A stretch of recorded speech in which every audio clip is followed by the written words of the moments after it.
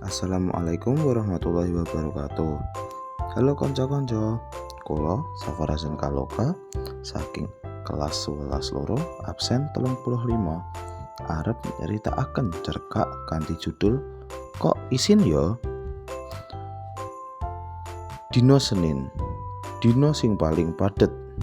Amarga dino Senin iku minggu pertama full pelajaran sabanjure project P5 ning sekolah. Aku sekolah wonten SMA Negeri 9 Semarang. Aku tekan sekolah dino iku jam 6:30. Ing dalan tumuju kelas, aku batin, duh, jam kapisan pawulangan apa ya? Oh iya, pelajaran SBK praktek nari. Aku langsung enggal tumuju kelas.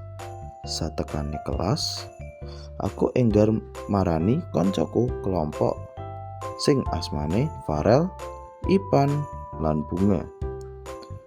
Aku banjur ngomong, "Hei konco-konco, ayo latihan meneh kanggo mantepi praktek tarine." "Ayo," jawabe koncoku. Dewe latihan nganti bel muni.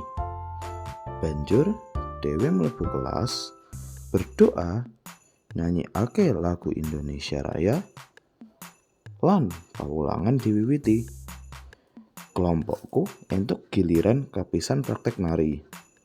Nanging nalika praktek nari ana swara krak.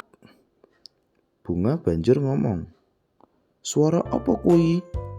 Aku jawab, "Aku ora ngerti."